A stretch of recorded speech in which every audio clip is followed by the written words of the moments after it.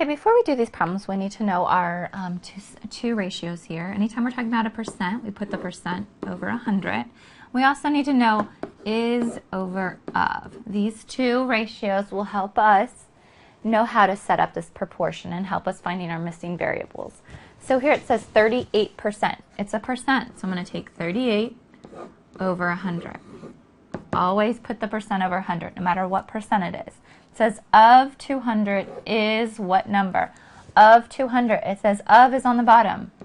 So of, the 200 goes on the bottom, is what number? I'm looking for the is part, so that goes on the top. Now I'm going to do cross multiplication here, but before I do it, so it's going to be a little bit easier, I see the 38 and the 100. I can actually simplify that first before I do my cross multiplication to make our numbers a little bit easier.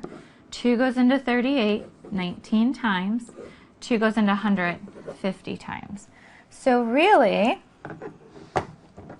I now have 19 over 50 equals x over 200. So it simplifies it a little bit easier for us with little smaller numbers, but not much. But we're going to cross multiply. So I get 50x equals 19 times 200. So we get 50x.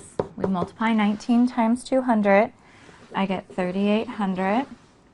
And then divide by 50. Okay, so I'm going to do that 3,800 off to the side with 50 here. So 50 doesn't go into 38, so I need to ask myself how many times does 50 go into 380?